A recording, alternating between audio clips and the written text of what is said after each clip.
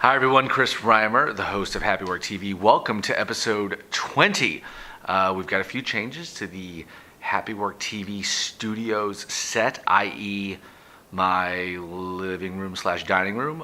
First, you will see over here a wonderful watercolor that my daughter Ella did. From a distance, you might not be able to tell, but it is a boat. I was just so impressed I had to get it framed. And then the other one is the Happywork poster is now missing.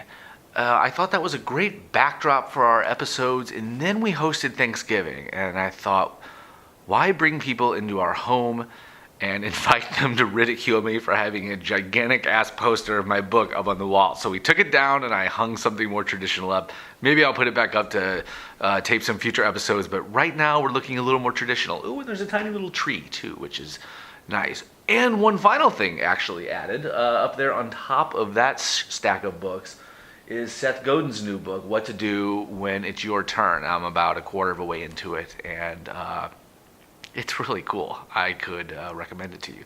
So today, first, let me ask, guys, for you to take a look at happyworkbook.com, the website for my book. Take a look for the nice little graphics of Amazon and Barnes & Noble, booksellers everywhere, and please consider pre-ordering my book, Happywork. We're a little more than 60 days out now. The clock is seriously ticking. So I would appreciate any attention you might be able to give that with your credit card. I doubt they take money orders. That's so old school. I would really appreciate you guys considering pre-ordering this book. I had a wonderful discussion with someone today who's actually read it, and they said such great things, so I'm kind of in a crazy good mood.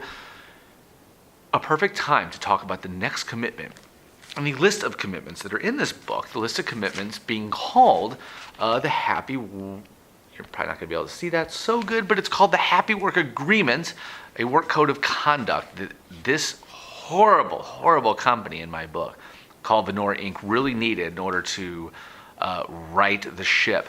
Here is the next commitment. This is a commitment that an employee is going to make to their superior, to their manager, their boss, the owner of their company. I will shorten it a little bit for time's sake. It says, there is no need for me to be jealous of or compete with my fellow employees. A work culture with employees helping each other benefits everyone. I will work in concert with my coworkers. I will compete only with yesterday's self. My barometer is yesterday. I must be better today than I was the day before. I am aware of the fact that some of the things that I will be saying in this book may turn some people off. And if we want to just make it political, it's quite possible that some of those people might be business owners or conservative type folks who believe in rugged individualism and American greatness and all that cool stuff, which is great. Because right there, I kind of said there's no need for me to compete. And you might think that I am speaking negatively about competition. And I am. In this case, when you have a group of employees and you have them competing with each other while trying to accomplish some greater goal, I don't see that being a so-called win-win situation. And I've talked about this previously in some of the previous videos where you talk about like Jack Welch and his famous stack rankings, where you take 10% of your workforce every year and you get rid of them. So out of 10 employees, one has to go. Doesn't matter if they're doing okay, they're in the bottom 10% and they have to go. What happens though is you want to be in the top 10% so that you get not only job security, but the highest raise. And then you're someone there stuck in the middle, and high performers don't want to work together and cooperate with regular old performers. I don't think you'd want those people working on a team together trying to get something done. Anyway, in this particular case, I am not talking about competition being a bad thing. Of course, competition is great. Wal-Mart makes Target better. Target makes Wal-Mart better, and so on. I was going to mention Kmart, who knows. But that's great. We can still have competition. But when it comes to human teamwork, I'm quite interested in having us work in cooperation instead of competition. I was watching Gary Vaynerchuk's latest show, Ask Gary V, which I highly recommend, and I'm clearly influenced by him in doing all these videos, although I'm only to number 20.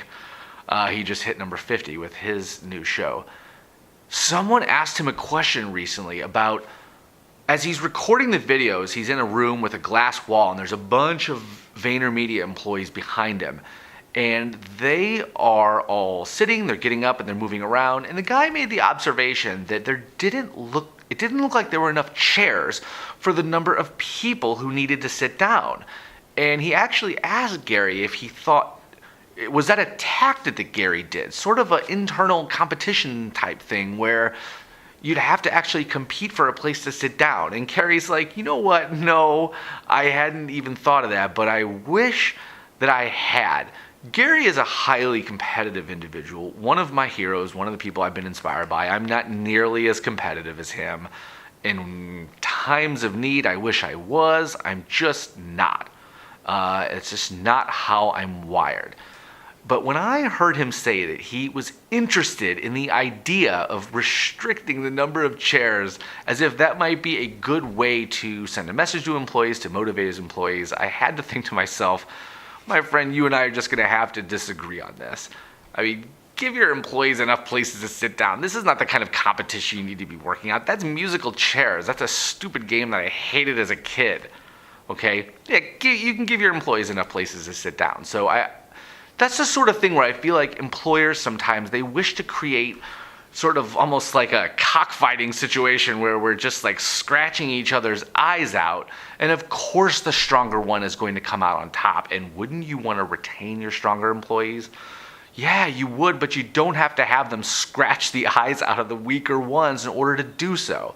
You can have employees who work together. There are ways to figure out who the high performers are without having them compete in this, sort of office blood sport. So I put this in there because I have seen too many times where cooperation is put aside because I want the raise. Cooperation is shoved to the side because I don't like you and I don't want to work with you and we are both looking to get that promotion.